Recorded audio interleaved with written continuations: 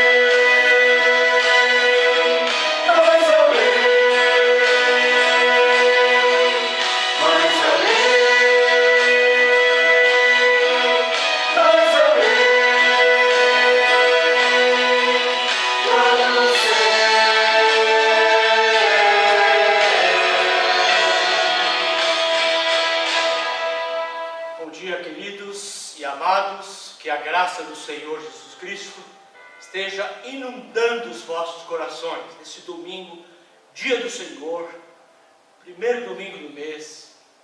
Para nós um grande significado, quando nós tínhamos a nossa Eucaristia, a nossa comunhão espiritual com a celebração da Santa Ceia, e infelizmente estamos privados por conta da ausência do corpo de Cristo. Mas nessa manhã, na escola bíblica dominical, nós queremos trazer uma palavra de Deus para o seu coração aflito e angustiado. Temos passado por lutas, provas e muitas angústias.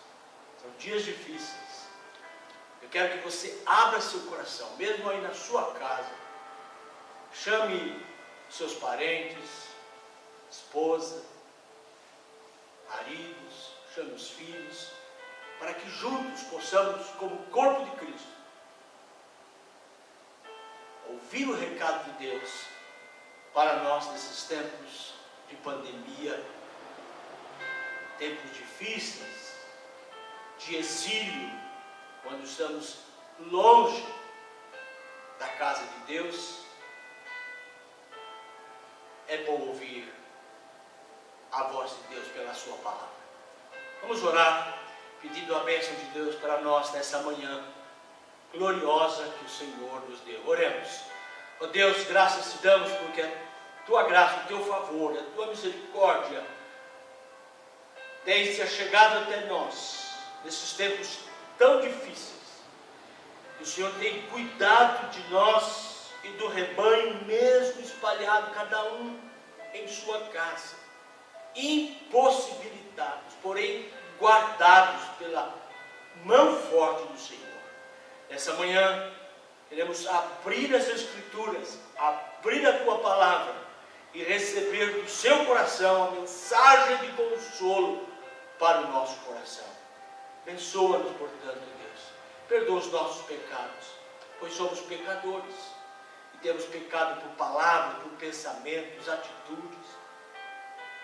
Por isso, em nome de Jesus, perdoa-nos e nos abençoa, é o que nós te pedimos, na honra e glória do teu nome. Amém e amém. Graças a Deus. Eu quero ler um texto antes da mensagem, do nosso estudo bíblico, que se encontra no Evangelho de João, capítulo 9. É uma chamada do Senhor Jesus a uma realidade sobre as impossibilidades da vida e da urgência de fazermos a obra de Deus. Vejam que interessante. Capítulo 9 do Evangelho de João, versos de 1 até 5. Diz assim a palavra de Deus, sobre a cura de um cego de nascença. Caminhando Jesus, viu um homem cego de nascença, e os seus discípulos perguntaram: Mestre, quem pecou? Foi este homem ou seus pais, para que nascesse assim, desse jeito, cego? Respondeu Jesus: nem ele pecou, nem seus pais, mas foi para que se manifestem nele as obras de Deus. Agora vejam que interessante o verso 4.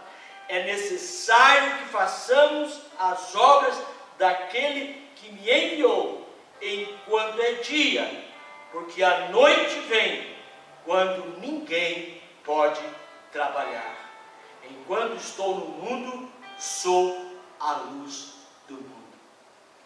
Que texto interessante este para nós, que estamos impossibilitados de trabalhar.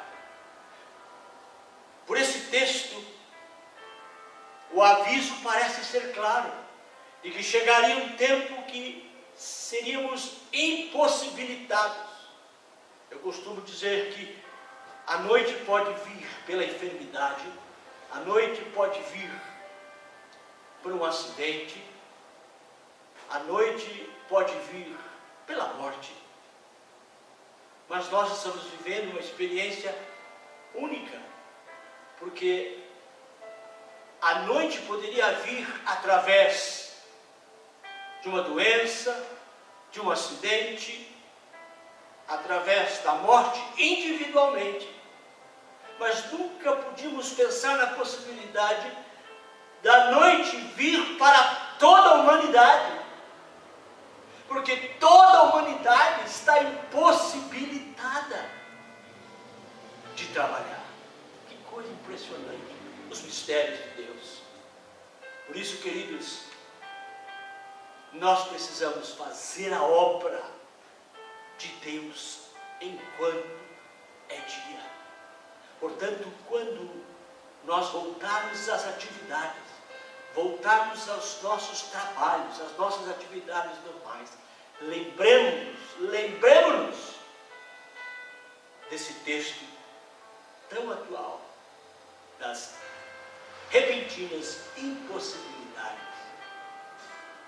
Que Deus nos dê graça, para que quando nós voltarmos às atividades, possamos fazer a obra de Deus, enquanto o dia voltar a brilhar. Antes que a noite da impossibilidade venha, trabalhe para o Senhor, venha para a igreja, não falte mais à igreja, participe dos cultos com assiduidade, com alegria, porque hoje nós perdemos tudo isso, porque a noite chegou através da pandemia, quando não podemos mais trabalhar. Que Deus nos dê graça, queridos, que Deus nos ajude a entender os mistérios das impossibilidades. Mas para o nosso estudo bíblico nesta manhã, na escola dominical, eu queria trabalhar com vocês um pouco sobre a carta de Tiago, epístola de Tiago, no capítulo 1, versos de 1 a 18. Tiago, capítulo 1, de 1 a 18. Diz assim a palavra de Deus: Tiago, servo de Deus e do Senhor Jesus Cristo, as 12 tribos que se encontram na dispersão, saudações. Meus irmãos, tende por motivo de toda a alegria o passardes por várias provações, sabendo que a provação da vossa fé, uma vez confirmada, produz perseverança. Ora, a perseverança deve ter ação completa, para que sejais perfeitos e íntegros, sem nada deficientes, ou em nada deficientes. Se, porém, algum de vós necessita de sabedoria, peça a Deus, que a todos dá liberalmente, e nada lhes impropera, e ser-lhe-á concedida.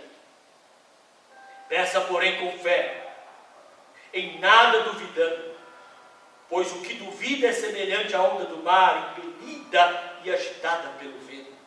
Não suponha esse homem que alcançará do Senhor alguma coisa, homem de ânimo dobre, inconstante em todos os seus caminhos. O irmão, porém, de condição humilde, glorie-se na sua dignidade, e o rico glorie-se na sua insignificância, porque ele passará como a flor da erva, porque o sol se levanta com o seu ardente calor, e a erva seca, e a sua flor cai, desaparece a formosura do seu aspecto. Assim também se murchará o rico em seus caminhos.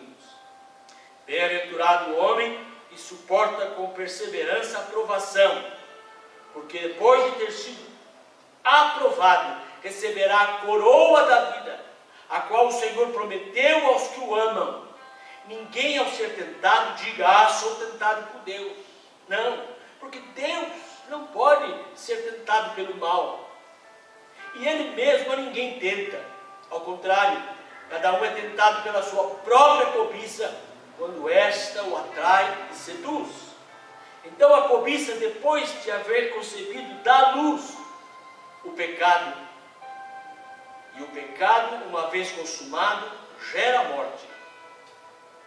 Verso 16: Não vos enganeis, meus amados irmãos, toda boa dádiva e dom, que todo dom perfeito é lá do alto, descendo do Pai para as luzes, ou Pai das luzes, em quem não pode existir variação ou sombra de mudança. E o último verso 18: Pois segundo o seu querer, Ele nos gerou pela palavra da verdade, para que fôssemos como que primícias das suas criaturas. Queridos irmãos, começar o estudo de um livro da Bíblia é como fazer uma viagem. Você precisa decidir antes para onde você vai e o que esperar ver nessa viagem. A carta de Tiago é uma carta prática. Ele é mais pregador, na verdade, do que escritor. É como se ele nos agarrasse pela lapela e nos fitasse nos olhos para nós algo muito urgente, próprio de um profeta e pregador. O tema central da Epístola de Tiago é o nascimento do cristão. O nascimento, o seu crescimento e a maturidade na sua caminhada cristã. Por que Tiago será que escreveu esta carta? Por certo, para resolver alguns problemas que ele constatava nas igrejas. Primeiro, eles estavam passando por duras provações. Depois, eles estavam sendo tentados a pecar. Alguns crentes estavam sendo humilhados pelos ricos, enquanto outros estavam sendo roubados pelos ricos patrões. Alguns membros da igreja estavam buscando posições de liderança. Alguns crentes estavam falhando em viver o que pregavam. Outros crentes estavam vivendo de uma forma mundana, pecaminosa. Outros não conseguiam dominar o seu mau gênio, dominar a sua língua. Outros, por causa das lutas, dos problemas, estavam se afastando do Senhor, esfriando na fé. E haviam crentes que viviam em constantes guerras uns com os outros. Por isso, ele escreve esta carta. Uma carta muito apropriada para aqueles tempos e também para os nossos tempos. Portanto, para enfrentarmos esses problemas na vida cristã, nós precisamos entender que precisamos amadurecer. E o tema é a maturidade na vida do crente, a maturidade cristã. A maturidade, ela é extraordinária. Estava ouvindo, agora há pouco mesmo no rádio, uma psicóloga que trabalha com os idosos. Ela incentivava-os dizendo: as suas canas, os seus cabelos brancos são sinais de respeito, de maturidade, de experiência. Queridos, nós precisamos amadurecer. E ela falava, essa psicóloga, da importância dos mais idosos, dos mais experientes, dos mais maduros, em deixar um legado, em transferir um legado de ensino vivido, experimental, para os mais novos. Assim também Tiago escreve essa carta, falando da necessidade da maturidade cristã, como enfrentar as lutas da vida cristã. Primeiro ele diz, ou ele mostra, que ele mesmo foi transformado de um incrédulo em servo de Cristo. Capítulo 1, no versículo 1. Ele diz: Tiago, servo de Deus e do Senhor Jesus Cristo. Esta carta foi escrita por Tiago, irmão de Jesus. E no começo, Tiago não acreditava em Jesus como Messias. Capítulo 7 de João, versos 2 a 5, você vai ver que os próprios irmãos de Jesus, inclusive Tiago, não acreditavam em Jesus. Mais tarde ele se tornou um proeminente líder da igreja. Tiago se converteu. Ele foi uma das seletas pessoas para quem Cristo apareceu depois da ressurreição. Isso está lá em 1 Coríntios 15, 7. Tiago estava no cenáculo com os apóstolos no dia de Pentecostes, Atos capítulo 1, verso 14. Perceba a mudança de um incrédulo, irmão de Jesus, agora para um servo do Senhor Jesus Cristo. Paulo chamou de pilar da igreja em Jerusalém. Isso está lá em Gálatas 2,9. Paulo se referindo a Tiago como pilar da igreja. Paulo viu Tiago em sua última viagem a Jerusalém, Atos 21, 18. E quando Pedro saiu da prisão, falou para os seus amigos irem contar a Tiago da sua libertação. Veja a importância dada no Novo Testamento a este que era incrédulo, mas que agora convertido, transformado em servo do Senhor Jesus Cristo, se tornou um pilar para a igreja primitiva. de incrédulo a crente, de crente a líder, mas de líder a servo de Cristo. Ele não se apresenta aqui estufando o peito com o privilégio de ser irmão do Messias, irmão do Cristo. Não. Ele se apresenta como servo do Senhor Jesus Cristo. Ele é um homem humilde. Queridos, esta é a transformação que o Evangelho tem que produzir em nossas vidas. Tirar de nós toda arrogância, toda altivez, tirar a incredulidade e nos fazer crédulos, apaixonados por Cristo e servos humildes, assim como Tiago, irmão do Senhor Jesus. Em segundo lugar, a gente vai ver aqui que ele trabalha esse tema, transformados em um povo especial, mas não em um povo isento de aflições. Próprio versículo 1. Capítulo 1, ele diz assim, verso 2: Meus irmãos, tende por motivo de toda alegria o passar por várias provações, sabendo que a aprovação da vossa fé, uma vez confirmada, produz perseverança. E a perseverança deve ter ação completa, para que sejais perfeitos e íntegros, em nada deficientes. Eles são crentes, escreve Tiago, mas ele diz, são perseguidos.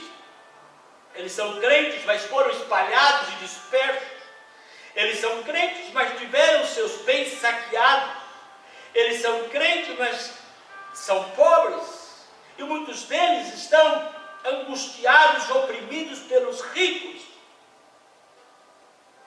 Eles são crentes, mas ficam enfermos. Eles são crentes, mas eles sofrem. Queridos, Tiago está querendo dizer algo para nós nessa manhã. Ele está querendo dizer para nós, outros, que a vida cristã não é uma redoma de vidro, não é uma estufa espiritual, mas é um campo de batalhas. E nós não somos poupados dos problemas. Compromisso de Deus não é nos poupar dos problemas, mas é nos poupar nos problemas. Aí sim, aí Ele entra com graça. Quando estivermos nos problemas e nas nossas lutas, Ele entra com graça e misericórdia e dá ordem aos seus anjos para nos poupar nos problemas. E hoje nós podemos fazer as mesmas perguntas. Por que um crente fiel fica desempregado? Por que um crente fiel sofre com câncer, com doenças terríveis? Por que um crente fiel passa por provações amargas? Queridos, nós não somos isentados dessas lutas e dessas provas. Somos transformados em um povo especial, é verdade. Amados do Senhor, queridos do Senhor, eleitos antes da fundação dos tempos. Porém, nós não somos isentos de aflições e de lutas. Ele vai trabalhar ainda, nos versos 2 em diante, que as tribulações podem serem transformadas em triunfo. As provações, queridos, elas são compatíveis com a fé cristã. Ele diz, tendes por motivo de toda alegria o passar por várias provações.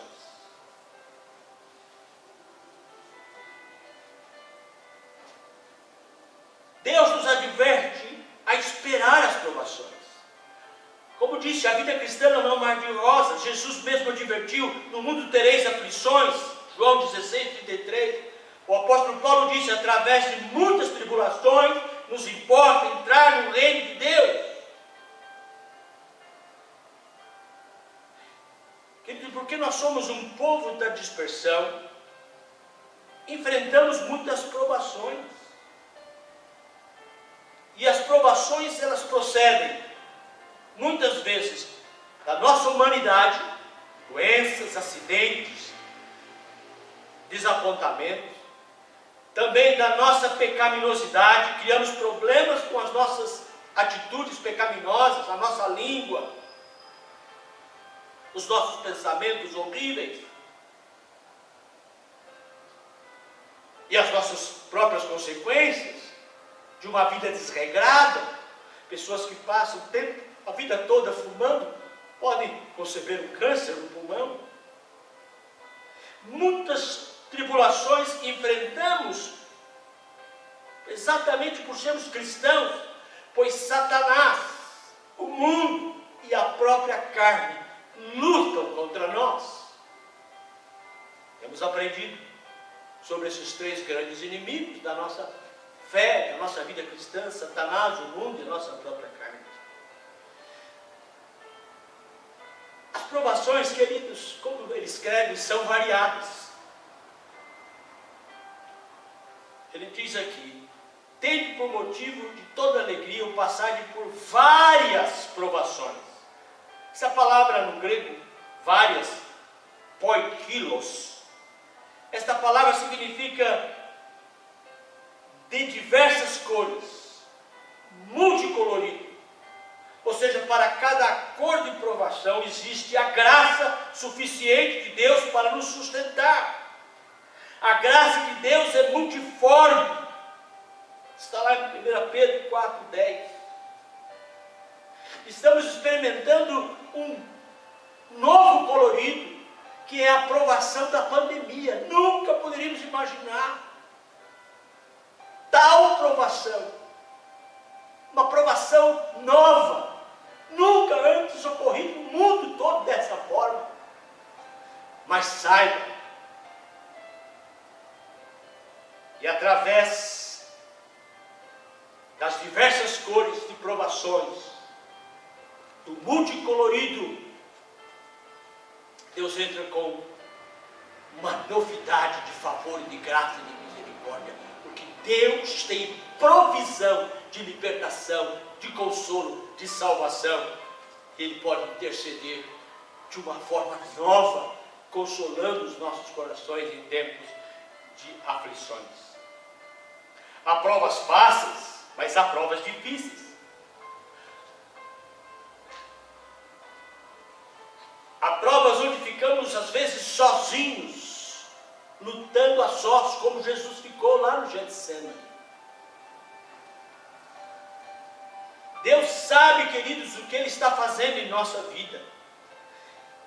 Ele age como um pintor, e Ele está esculpindo em nós a beleza de Cristo. Como o cântico que nós cantamos, que a beleza de Cristo se veja em mim. Por isso, Ele permite as provações. E elas são passageiras. No verso 2 ele mesmo vai dizer que as provações são passageiras, elas não duram a vida inteira. Ninguém suportaria uma vida inteira de provas. Ninguém aguentaria uma viagem inteira de turbulência. A própria Bíblia diz que depois da noite vem o amanhã, depois do choro vem a alegria, e depois da tempestade vem o arco-íris e vem a bonança. Ele vai dizer também nos versos 3 e 4 que essas provações, elas produzem algo, ou seja, as provações da nossa vida são pedagógicas. Nas provações da vida, a nossa fé é testada para mostrar a sua genuinidade. Quando Deus chamou Abraão para viver pela fé, Ele o testou com o fim de aumentar e provar a sua fé. Deus sempre nos prova para produzir o melhor em nós. Satanás não. Satanás faz o contrário. Satanás nos tenta para fazer o pior em nós. Queridos, as provas da fé provam que de fato nascemos de novo. Quando quando somos aprovados e suportamos com paciência as provações, então somos aprovados. Isso é prova de que somos crentes, convertidos e nascemos de novo. Queridos, as provações da nossa fé trabalham por nós e não contra nós. Visto, diz Tiago, que as provações devem produzir em nós perseverança. Deus está no controle da nossa vida. Portanto, você que está sendo provado nesses dias de quarentena, passando por necessidades financeiras, quem sabe faltando alimento, quem sabe enfermidade, fique firme, não desista, não abandone o caminho da cruz, persevere, porque a sua fé está sendo provada nesses tempos difíceis que vivemos. As provações da nossa fé trabalham por nós, como disse. O apóstolo Paulo escreveu: sabemos que todas as coisas cooperam para o bem daqueles que amam a Deus. A nossa leve e momentânea tribulação, queridos, produz em nós eterno peso de glória. Em Efésios 2, de 8 a 10, Paulo diz que Deus trabalha por nós, em nós e através de nós. Seja paciente com suas tribulações e suas lutas. Queridos, a perseverança visa nos levar à maturidade. Paulo diz em Romanos capítulo 5, versos 3 a 5, vamos ler esse texto. Romanos capítulo 5, versos 3 até o 5, ele diz assim: e não somente isto, mas também nos gloriemos nas próprias tribulações, sabendo que a tribulação produz perseverança, e a perseverança produz experiência, e a experiência produz esperança. Ora, a esperança não confunde, porque o amor de Deus é derramado em nossos corações pelo Espírito Santo que nos foi outorgado.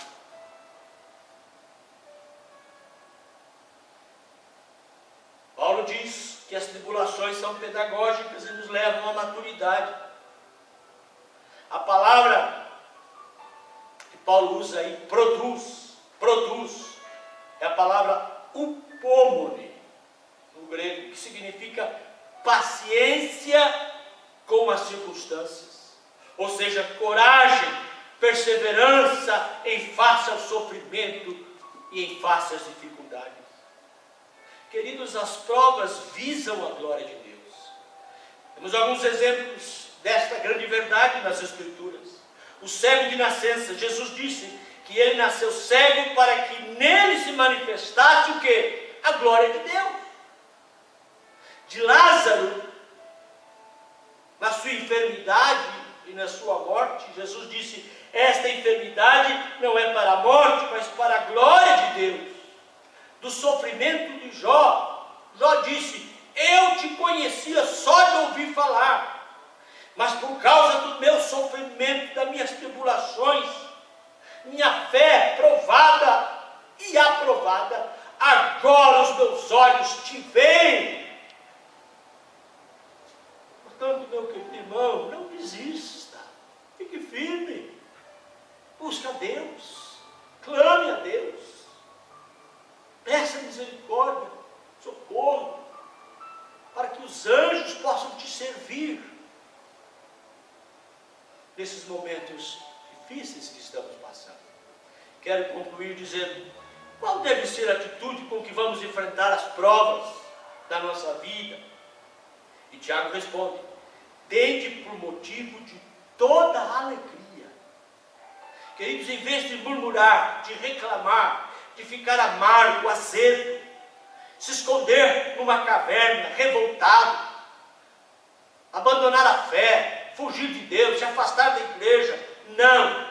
Ao invés disso, nós devemos nos alegrar intensamente pelo privilégio de sermos provados como cristãos e participarmos um pouco do sofrimento que o nosso Senhor Jesus tanto experimentou. Portanto, queridos, que essa alegria seja de fato confiança segura na soberania de Deus, sabendo de que Ele está no controle, Ele sabe o que está fazendo e sabe para onde está nos levando. Creia nisso, espera no Senhor, sofre pacientemente as suas provas e tribulações, e seja um varão, um homem, uma mulher, um jovem, uma criança, todos aprovados para a honra e glória do Senhor Jesus. Vamos orar, abaixe a sua cabeça.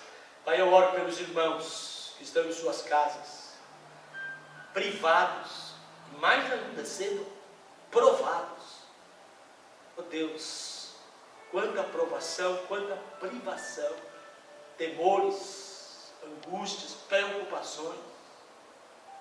Muitos estão angustiados, deprimidos, abalados. Pedimos que o Senhor tenha misericórdia do teu povo. Faça-os descansar nas tuas promessas, sabendo, Deus, que essas provações vão passar. E que eles possam, ó Deus, no final delas, chegarem aprovados, como homens e mulheres de Deus, firmados na fé, sabendo que o Senhor está no controle de todas as coisas. Ou dar-nos maturidade, Senhor, espiritual, para passarmos pelas nossas lutas e por esses momentos tão difíceis. É o que nós te pedimos, em nome de Jesus. Amém e amém. Eu quero, antes de terminar, dar pelo menos 2 recados para vocês. O primeiro aviso é que hoje à tarde, hoje domingo à tarde, o presbítero Azul estará aqui na nossa igreja, às 3 horas da tarde, em frente da igreja, com um caminhão cheio de mexericas. E ele precisa entregar essas mexericas, como ele tem feito nos anos anteriores na nossa igreja. Queria que você viesse buscar o seu pacote de mexerica. É um trabalho missionário. Ele vai ficar das 3 até as 5 horas. Os diáconos vão ficar aqui na porta. Então você dá um jeito, não precisa nem descer do carro, passa aqui, pega o seu pacote de mexerica. Você pode dar uma oferta, não importa o valor, R$2, R$5, R$10. Né? Se não tiver dinheiro também, pode pegar, depois você dá uma oferta missionária para as missões, através das mexericas. Os diáconos saberão, sem dúvida nenhuma, encaminhar essas ofertas. Então, ele me ligou, pediu se pudesse fazer isso. Eu disse, olha, nós não estamos reunindo. Mas eu estou com as mexericas aqui, será que eu posso levar lá à tarde? Pode, dá o jeito. Então, meu querido, você que me ouve e mora aqui perto, não deixe de pegar as suas mexericas aqui, por favor, tá certo? Das 3 da tarde às 5 horas, e assim você vai abençoar os missionários. O segundo recado, queridos, é o nosso compromisso sobre dízimos e ofertas. Estamos preocupados, porque nem todos terão facilidade de fazer o depósito. Então você pode telefonar aqui na igreja, falar com a Elza, a secretária, pedir para um diácono ir buscar na sua casa seu dízimo, sua oferta missionária, ou então trazer aqui na igreja mesmo, deixar com a secretária, ela vai encaminhar para o tesoureiro. Nós precisamos da sua fidelidade. Tá bom assim? Que Deus te abençoe, e logo mais às 19 horas nós teremos nossa mensagem do culto vespertino, também pelo canal do YouTube. Nosso canal, entrando no YouTube, você acessa IP AE Carvalho e acessa os cultos lá, os vídeos, e assim você poderá assistir. E tem a data do dia, quando é de manhã é EBD, quando é à noite é culto vespertino, fica fácil de você encontrar. Deus te abençoe, tenha um bom domingo e que a graça de Deus esteja sobre a sua vida. Em nome do Senhor Jesus. Amém e amém. Deus vos guarde pelo seu poder, protegidos e velados, desfrutando seus cuidados. Deus nos guarde pelo seu poder.